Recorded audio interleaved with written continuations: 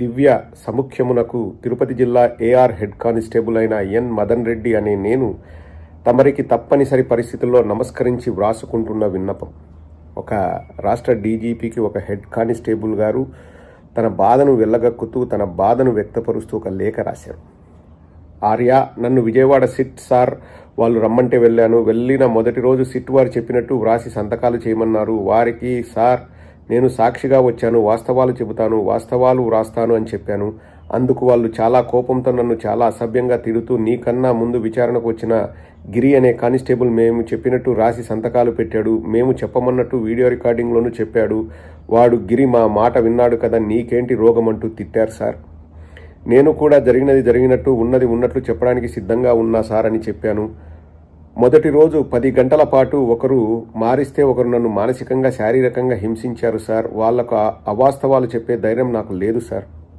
అలా చెబితే పాపం సార్ అని కూడా చెప్పాను. అయినా నన్ను వదలకుండా అనరాని మాటలు అంటుంటే నన్ను ఇలాగే వేధిస్తే తట్టుకునే శక్తి నాకు లేదు సార్.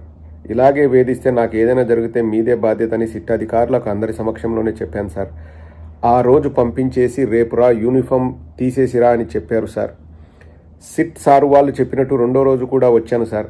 నాకన్నా ముందు సిట్ విచారణకు యూనిఫామ్ తీసేసి వచ్చిన గిరి అనే కానిస్టేబుల్ను బాగా కొట్టినట్టు అప్పటికే విని ఉన్నాను సార్. అందువల్ల యూనిఫామ్ తీసేసి వస్తే కొడతారని భయపడి రెండో రోజు కూడా పోలీస్ యూనిఫామ్లోనే వెళ్ళాను సార్. రెండో రోజు యూనిఫామ్లో వచ్చినందుకు నిన్ను సివిల్ డ్రెస్లో రమ్మంటే యూనిఫామ్లో వస్తావని చాలా తిట్టారు సార్. మరలా రెండో రోజు కూడా సిట్ సార్ వాళ్ళు చెవిరెడ్డి భాస్కర్ రెడ్డి లిక్కర్లో సంబంధం ఉందని 200-250 కోట్లు రవాణా చేశాడని గిరికి చెబితే రాశాడు కదా, అదేవిధంగా నీవు కూడా గిరిలాగా వ్రాసి ఇచ్చేసి ఇప్పుడే నీవు మీ ఊరికి వెళ్ళిపో అని చెప్పారు సార్. నేను చెవిరెడ్డి భాస్కర్ రెడ్డి దగ్గర 10 సంవత్సరాలుగా గన్మెన్గా పనిచేశాను. లిక్కర్ వల్ల తన కుటుంబంలో 2 కోల్పోయాడు. అతని ఎన్నికల్లో కూడా ఓట్లు రాలేకపోయినా పర్వాలేదు, లిక్కరు మాత్రం ఇవ్వను అంటాడు సార్. అతనికి సెంటిమెంట్ కూడా, అతనికి లిక్కర్తో సంబంధం ఉందని ఎలా రాసిస్తాను, ఎలా చెబుతాను? అతను 200-250 కోట్ల రవాణా చేయడం ఏంటి సార్? నేను ఒక చిన్న కానిస్టేబుల్ని, నా చేత అంత పెద్దవి చెప్పించడం రాయించడం ఏంటి సార్? ఇది పాపం సార్, నేను అలా అబద్ధాలు చెప్పలేను అని సిట్ సార్ వాళ్లకు విన్నవించుకున్నా సార్. దానితో సిట్ సార్ వాళ్ళు చాలా కోపంతో నీకు ఉద్యోగం ఊడబెరికి జైలుకు పంపితే దారికొస్తామని గట్టిగా బెదిరించారు సార్.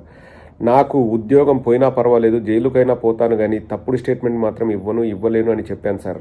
దానితో కోపగ్రస్తులైన సిట్ కార్యాలయంలో ఉన్న సుమారు 10 మంది నేను యూనిఫామ్లో ఉన్నా కూడా నా తలపైన, నా ముఖం పైన, నా వీపు భాగంలో బాగా పిడుగుద్దులు గుద్దారు సార్. నా చేతి వెళ్ళు పట్టుకొని వెనక్కి వంచేశారు సార్. ఆ నొప్పి భరించలేక నేను అరిచేశాను సార్. సిట్ సార్ వాళ్ళు నాకు నీళ్లు ఇవ్వమని చెప్పి నీళ్లు ఇచ్చారు సార్. మరలా మధ్యాహ్నం పైన వచ్చి మరలా అలాగే కొట్టారు సార్. రాత్రి వరకు ఒక్కొక్కసారి వచ్చి బాగా తిరుగుతూనే ఉన్నారు సార్. నాకు ఆరోగ్యం బాగాలేదు సార్, చేతులు దవడలు లాగుతున్నాయి, నా వల్ల కావడం లేదు అని ప్రాధేయపడితే రేపు ఉదయం 10 గంటలకు మరలా రావాలి, యూనిఫామ్ లేకుండా రావాలని చెప్పారు సార్. నేను రూమ్కు వచ్చి బెడ్ పైన కూర్చుంటే నాకు కళ్ళు తిరిగినట్టు అనిపించింది. నాకు అంతవరకు మాత్రమే గుర్తుంది. తర్వాత 2 నిమిషాల తర్వాత నా అంతటా నాకే మెలకువ వచ్చి చూస్తే బెడ్పై పడిపోయి ఉన్నాను. భయమేసింది.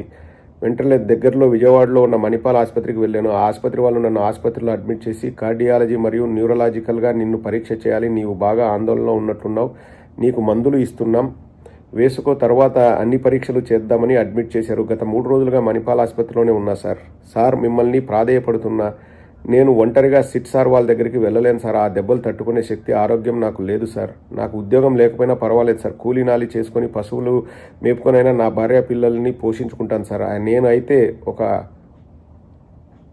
నేను అయితే ఇంకా ఒంటరిగా సిట్ సార్ వాళ్ళ దగ్గరకు వెళ్ళను సార్. అక్కడ నాకు ఏదైనా జరిగితే నా భార్య పిల్లలు, నా తల్లిదండ్రులు అన్యాయం అయిపోతారు సార్. తమరు పెద్ద మనసుతో నా విన్నపాన్ని మన్నించి నన్ను ఎప్పుడు సిట్ వాళ్ళు పిలిచినా కొట్టకుండా విచారించేలా ఆదేశాలు ఇవ్వమని మిమ్మల్ని ప్రార్థిస్తున్నాను సార్. నమస్సులతో తమ విధేయుడు N Madan Reddy, HCR 2189, Tirupati urban, ID number